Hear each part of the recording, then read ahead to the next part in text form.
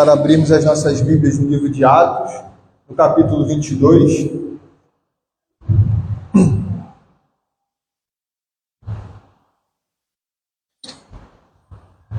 Amém?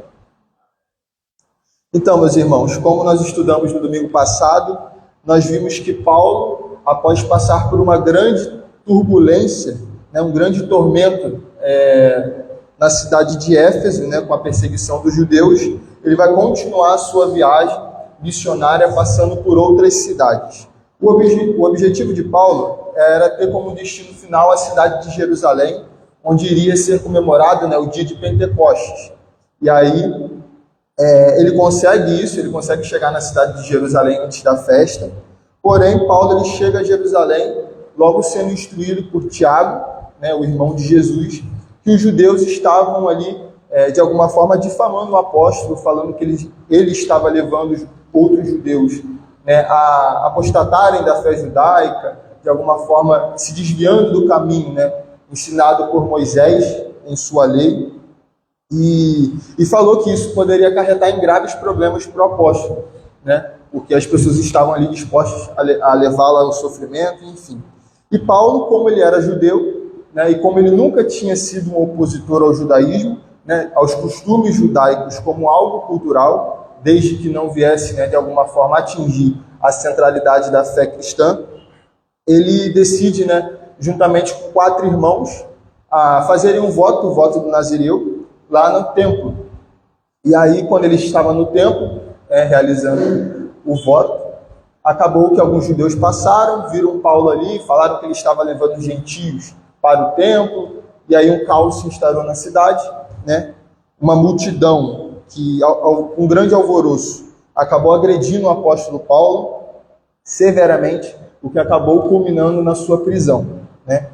E aí nós vimos que tudo aconteceu, que Paulo, após decidir pedir ao comandante para que ele pudesse se explicar aos judeus, ele vai fazer isso agora no capítulo 22, que nós vamos ler juntos. Paulo apresenta sua defesa. Irmãos e pais, escutem agora o que tenho a dizer em minha defesa. De forma inicial, nós vemos aqui que os judeus vão logo se espantar. A gente vai ver no versículo 2. Quando ouviram que Paulo lhes falava em língua hebraica, fizeram mais silêncio ainda. E aí Paulo vai continuar a sua defesa. De forma inicial, nós vemos aqui que os judeus, de alguma forma, vão reagir ao fato de Paulo estar falando em hebraico. Mais do que isso, ele estava falando aqui em aramaico, a língua que os judeus falavam. E aí, aos judeus ouvirem o ouvirem a discursar nesse idioma, eles logo vão se assustar. Ele então é judeu, já que ele fala nesse idioma, e fizeram ainda mais silêncio. Portanto, eles já vão iniciar ali a defesa de Paulo, ouvindo com certa dúvida, de saber, ele é judeu, o que aconteceu? E aí agora ele vai se apresentar e dizer onde que ele morava, onde ele foi educado. Irmãos e pais, como nós vimos, escutem agora o que eu tenho a dizer em minha defesa. Aí o versículo 3. Eu sou judeu, nasci em Tarso da Sicília, mas fui criado nesta cidade e aqui fui instruído aos pés de Gamaliel, segundo o rigor da lei de nossos antepassados, sendo zeloso para com Deus, assim como todos vocês o são no dia de hoje. Persegui este caminho até a morte, prendendo homens e mulheres e lançando-os na cadeia. Disto são testemunhas o sumo sacerdote e todos os anciãos. Deles eu recebi cartas para os irmãos judeus de Damasco e fui até lá para trazer amarrados a Jerusalém os que também lá estivessem, para serem punidos.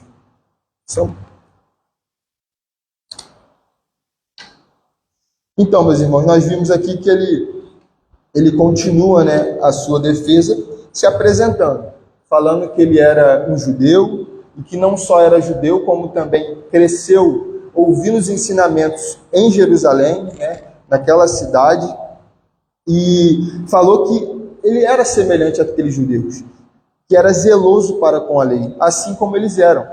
E, na verdade, ele era até mais. E ele falou aqui o porquê. porque ele perseguiu este caminho até a morte, prendendo homens e mulheres e lançando-os na cadeia. Ou seja, ele fala assim, olha, vocês se acham zelosos em relação à lei, como judeus? Eu sou mais ainda.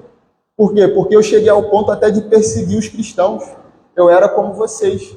Eu achava que o cristianismo era uma oposição à nossa fé, à fé judaica. Né? Acreditavam que o Cristo, o verdadeiro Messias, não era Jesus. E por isso eu perseguia também, ao ponto até de matar, de tão zeloso pela lei que eu era. Né? E aí ele continua aqui no versículo 5. Disto são testemunhos o sumo sacerdote e todos os anciãos. Deles eu recebi a carta para os irmãos judeus de Damasco, e fui até lá para trazer amarrados a Jerusalém os que também lá estivessem. Ou seja, Paulo está falando aqui, o sumo sacerdote, os anciãos, o pessoal do Sinédrio, eles são testemunhas da forma como eu tratava a lei, do quão zeloso eu era, a ponto de ser um perseguidor, né, daqueles que pregavam um judaísmo diferente, né, porque muitos acreditavam que o cristianismo ele era uma nova face do judaísmo, né, o que nós sabemos que não é verdade, mas eles tratavam dessa forma. E aqui nós imaginemos, né, que alguns dentro da multidão começaram até a pensar, esse aqui deve ser Saulo, né, Saulo de Tarso, aquele grande perseguidor, né, dos cristãos, que de fato era um judeu zeloso pela lei. Né, e agora, a partir do versículo 6, ele vai começar a falar sobre a conversão, né, sobre uma grande luz que apareceu na vida do apóstolo Paulo e que mudou verdadeiramente a vida dele. Ora, aconteceu que, enquanto eu viajava, já perto de Damasco, quase ao meio-dia, repentinamente, uma grande luz do céu brilhou ao redor de mim. Então caí por terra, ouvindo uma voz que me dizia, Saulo, Saulo, por que você me persegue? Perguntei, Senhor, quem é você? Ao que me respondeu, eu sou Jesus, o Nazareno, a quem você persegue. Os que estavam comigo viram a luz, sem, contudo, perceber o sentido da voz de quem falava comigo. Então perguntei, Senhor, o que devo fazer? E o Senhor me disse, levante-se, entre em Damasco, onde lhe direi tudo o que você precisa fazer. E tendo ficado cego por causa da intensidade daquela luz, guiado pela mão dos que estavam comigo, cheguei a Damasco. Damasco, meus irmãos, era uma cidade que ficava a cerca ali de 300 quilômetros de Jerusalém, ao norte de Jerusalém. E Paulo ele conta o episódio que marcou a vida dele para sempre, né? O encontro com uma grande luz, que era o nosso próprio Senhor, e que tirou Paulo daquele caminho de trevas que ele vivia, né? Paulo conta que por volta de meio-dia, mais ou menos, ele já estava chegando na cidade de Damasco, né? Por volta da hora do meio-dia. Ele foi, juntamente com outros irmãos que estariam responsáveis, né, por escoltar os cristãos que seriam presos, né, para levarem para Jerusalém. E aí houve uma aparição. O próprio Senhor Jesus apareceu de forma visível ao apóstolo Paulo. E aqui eu trago uma diferenciação que não foi uma visão, porque a visão é aquilo que, né, seria dentro da cabeça. Né? Imaginemos aqui o apóstolo João, né, na prisão na ilha de Patmos. Ele teve uma visão, ou seja, se estivéssemos ali com ele e olhássemos para o céu, a gente não ia ver nada, né? Porque foi algo diretamente a ele. Mas com o apóstolo Paulo foi diferente, foi uma aparição. O nosso Senhor Jesus apareceu de forma visível, ao ponto das outras pessoas que estavam ali com ele também puderam ver isso. E nós vemos que a grande luz era como uma manifestação física do Cristo ressurreto. E essa foi a última aparição do Senhor, né, do nosso Senhor Jesus, com o seu corpo ressurreto. Não é portanto, por esse motivo que o apóstolo Paulo ele foi o último apóstolo. Né? Não existem apóstolos depois do apóstolo Paulo, porque ele foi o último a ver Cristo ressurreto. E não tem outro depois dele. E Cristo, algo muito interessante aqui, é que o Senhor ele se manifesta, deixando claro que quem persegue os seus discípulos está perseguindo a ele. Né? Nós vemos aqui como o Senhor falou para Paulo, Saulo, Saulo, por que você me persegue? Ou seja, o Senhor aqui ele está falando que uma perseguição ao povo dele, por consequência, é uma perseguição a ele, ao Senhor. E a forma como Paulo ele responde é algo incrível, né? Senhor, quem é você? Ou seja, por mais que Paulo não soubesse quem era, já o tratou como Senhor, né? Como todos nós devemos tratar. E ao que me respondeu, eu sou Jesus, o Nazareno, a quem você persegue. E aí, como nós vimos aqui, todos os que estavam junto com Paulo acabaram vendo a luz, né? E sem perceber o sentido da voz de quem falava. Por quê? Porque provavelmente a conversa do Senhor com Paulo foi em aramaico, né? E aí as demais pessoas que estavam ali com Paulo não compreenderam o que estava sendo falado ali. E nós vemos também que essa grande luz, como nós vemos aqui no versículo 11, tendo ficado cego por causa da intensidade daquela luz, guiado pela mão dos que estavam comigo, cheguei a Damasco. Ou seja, tamanha foi a luz que Paulo chegou a ficar cego. E aí o Senhor o instruiu para que ele fosse a Damasco e entrasse na cidade. Versículo 12.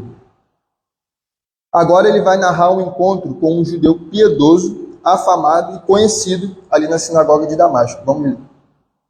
O homem chamado Ananias, piedoso conforme a lei, tendo bom testemunho de todos os judeus que ali moravam, veio procurar-me e, chegando perto de mim, disse: Irmão Saulo, recupere a visão. E nesse momento, nessa mesma hora, recuperei a visão e olhei para ele.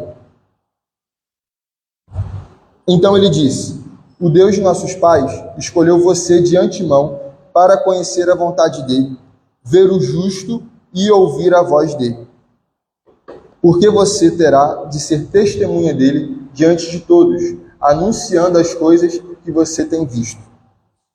E agora, o que está esperando? Levante-se, receba o batismo e lave os seus pecados, invocando o nome dele. Que bênção que o apóstolo Paulo viveu, né, meus irmãos? Um encontro, vamos dizer assim, físico com o nosso Senhor, né? Todos nós aqui cremos que tivemos um encontro com ele, né? Ele nos encontrou, assim como o próprio Deus encontrou o apóstolo Paulo, mas nele numa circunstância, né, muito marcante. E ele aqui está falando que quando isso aconteceu e ele chegou à cidade de Damasco, ele foi recebido por um judeu que era cristão e que o recebeu de uma ótima forma, né, ao ponto de orar em nome de Jesus para que ele pudesse novamente enxergar. E, de alguma forma, para mostrar também para aquela multidão que ele não era um apóstata, ou seja, que ele não era um judeu não praticante.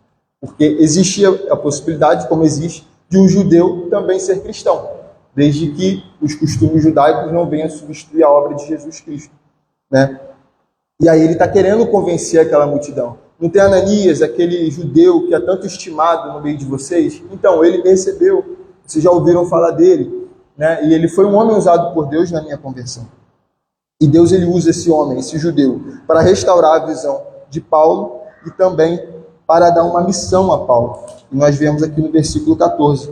O Deus de nossos pais escolheu você de antemão para conhecer a vontade dele, ver o justo, ou seja, foi o que aconteceu com Paulo. Paulo viu o nosso Senhor Jesus, né? E ouvir a voz dele, porque você terá de ser uma testemunha dele diante de todos, anunciando as coisas que você tem visto e ouvido. Ou seja, a partir desse momento, aquela multidão de judeus que estavam ouvindo a defesa de Paulo, eles vão começar a ficar de alguma forma escabriados. Por quê? Porque eles ouvem Paulo falar sobre a lavagem dos pecados, como nós vemos aqui. E agora o que está esperando? Levante-se, receba o batismo e lave os seus pecados, invocando o nome dele. Para os judeus, a lavagem do pecado se dava a partir de sacrifícios, né? Sacrifício de animais, ou a partir, né, da mediação e intercessão do sumo sacerdote. E aqui eles ouvem que a lavagem dos pecados, né, a pureza de todo o pecado, é a partir da invocação do nome do Senhor. É a partir do momento que nós nos arrependemos, cremos na obra de Jesus Cristo e o seu sangue derramado na cruz nos purifica, nos limpa de toda a injustiça e de todo pecado. E ele vai continuar no versículo 17 a sua defesa. Quando voltei para Jerusalém, enquanto orava no templo, sobreveio-me um êxtase e vi o Senhor. Ele me disse: ande logo e saia imediatamente de Jerusalém, porque não aceitarão o seu testemunho a meu respeito. E eu respondi: Senhor, eles bem sabem que eu ia de sinagoga em sinagoga, prendendo e açoitando os que creem em ti, os que criam em ti. Quando se derramava o sangue de Estevão, tua testemunha, eu também estava presente. Consentia nisso e até guardei as capas dos que o matavam. Mas ele me disse: vá, porque eu enviarei para longe aos gentios. Ou seja, vamos aqui fazer um exercício, né? Imaginemos aqui o apóstolo Paulo nas escadarias de uma fortaleza, né? Tendo ali a guarda romana, lhe concedendo, né, o direito de fala, e ele ali, de alguma forma, falando, né, em sua defesa para os judeus, que ele não perseguia os judeus, ou que ele não estava levando os judeus a um caminho, né, de desobediência às leis de Moisés, enfim. E toda uma multidão em silêncio, ouvindo tudo que o apóstolo Paulo estava falando. E aí ele fala que ele era um judeu, era zeloso, hebreu dos hebreus, né, zeloso ao ponto de perseguir os cristãos, de levá-los até a morte, se preciso fosse, mas que certa vez, a caminho de Damasco, ele recebeu uma grande luz, né, que era o próprio Senhor, que chegou à vida do apóstolo Paulo e verdadeiramente iluminou, né, toda a sua vida e o livrou dessa escravidão, dessa cegueira, né? E a partir disso ele passou a viver por um novo propósito, né, pelo propósito da pregação do Evangelho. E Jesus, aquele que ele perseguia outrora, se tornou o Senhor da vida dele.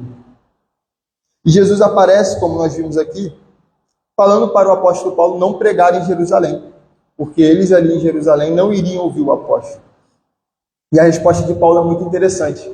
É como se ele estivesse falando assim: Senhor, mas eu era um deles, né? Quem que ele vai ouvir, né? Se não um parecido com ele, ou um antigo que andava com eles, né? Eu andava de sinagoga em sinagoga aprendendo, açoitando cristãos, né? Eu acho que eu sou o cara ideal. Mas o Senhor, ele fala: vá, porque eu o enviarei para longe aos gentios. E é aqui que as coisas vão mudar, né?